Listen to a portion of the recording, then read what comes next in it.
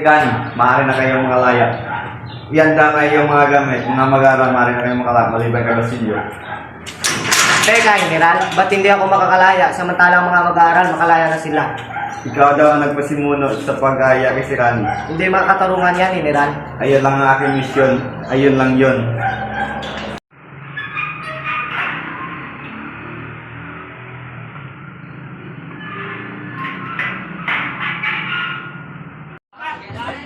Bakit ano nakalaya mo kaya doon sa Sabi isang estudyante na sa pag-aasal. Isa naman yung sa estudyante sa Basilio. Hindi siya isang estudyante na mag-aasal laban sa mga Kastila. Wala naman siyang ginawang masama. Ngunit bakit nakalaya sa estudyante pero sa Basilio hindi? Ay, nga doon pinito pala, sama niya si Juan, inimbitahan sa amin siya ni Basilio. Kaya nakasama siya sa pagpulong, kaya doon naglalabas na si Basilio sa mga estudyante. Teka lang, kaya mo ito na yan sa'yo. Sige. Mapatunayan sa si Basilio, hindi mas isang masamang estudyante. Hindi masamang estudyante at makaibigan na sila ni Sagani. Gusto nilang makapagtapos ng mabuti at payapa. So, paano nakapunta si Basilio sa pagpulong ng mga estudyante? Wala silang kalamalan na ang pagpupulong na yun ay para sa estudyante nag-aalsa laban sa Kastila. Si Basilio ay masama pa rin ayon sa aking batas. Si Bia ang nagulong sa kanya. Yun lang yung maaari ka nang umalis.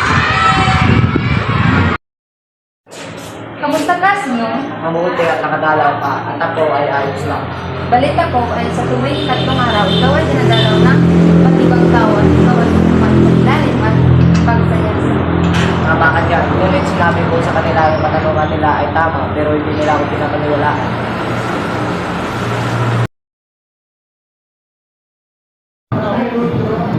Maligayang batiin, lagi ko sa pagpapagod ka.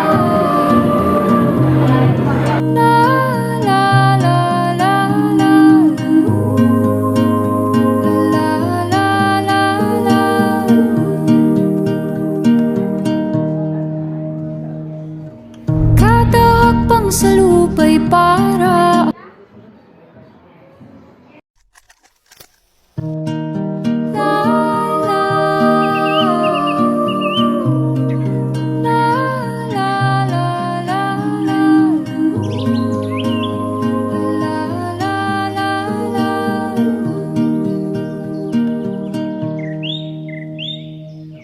kada hakbang sa lupa'y para akong inaalon at nalulunod sa batikos ng mundo sa kung ano lamang kaya ko.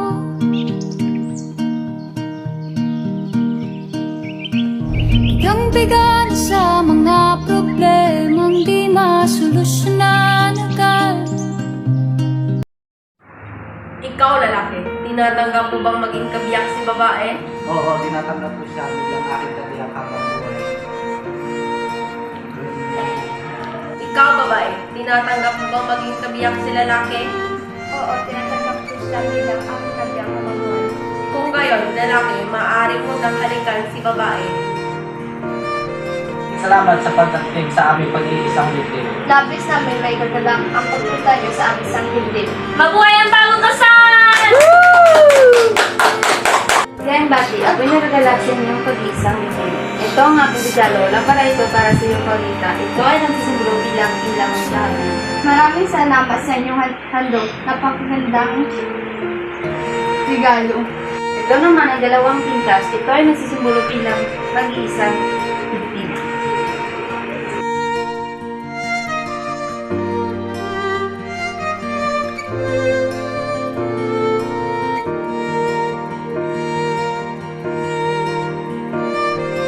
Maraming salamat sa iyong mga handog. Nais ko sana maagantang namin sa isang sasawi sa aming pag-iisang dibdib. Nais mo ba, maaari mo bang makunan na makakain at kumakuha ng mga binuong ito?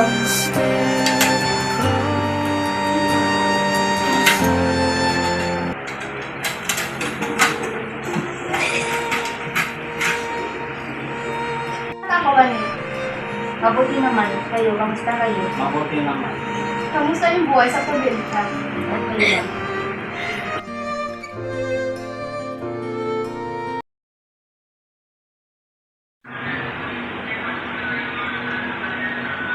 Magsusulat ako ng artikulo tungkol sa Kapitan General.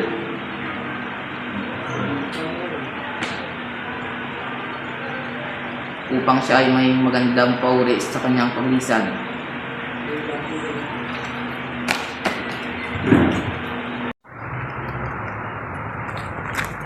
Hanggang bigay ako sa iyo. Ako na naman yun. Artikulo tungkol sa iyo. Huwag mo muna ito ipapubliko at itago muna ito. At bakit? Dahil hindi ako nasisiyahan. Naku, may ideya ba kayo kung sino gumawa ng naturang pagsabog sa kasal ni Paulita? Baka si Don Demetrio. Bakit na naman gagawin yun? Ngunit gusto niya patayin ang kanyang sariling anak. Oo nga. Nag-iisa niyo lamang anak, si Monito. Bakit na naman naisipang gawin yun? Malay natin. Mali namang si Makaraig. O di kayo si Kirub. Sige rin. Pero may naisip ba kaya ng natura, posibleng paraan kung bakit kailangan gawin yun? Dahil sa kayamanan. O baka naman sa ibang kadalilan. Baka gusto nilang patayin yung bagong kasal. Oo nga. Mali ang inyo. Mga idala, si Simon ang unang pinilaan ng mga kawan. Umamin na kayo kung sino na pasabog sa kasal ni Paulita at ni Juanito. Ikaw ba? Hindi. Ikaw ba? Hindi. Ikaw ba? Ikaw ba? Ayaw mo umamin, ikaw ay magiging leksyon sa inyo.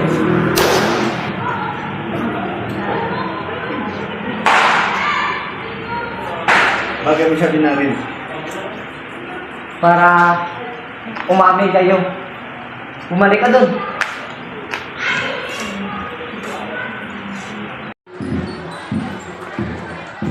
Sige, kailangan ko kayo. Kumuha kayo ng armas at baril ng puno.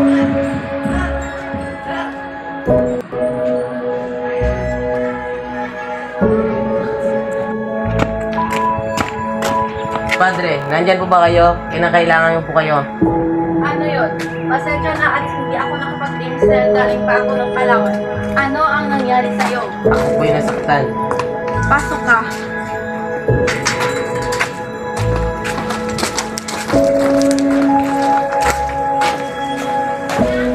Halika, pasok ka.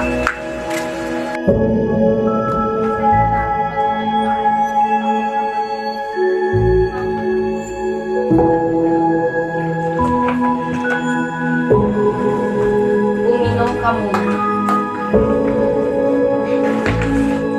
Salamat po, Padre.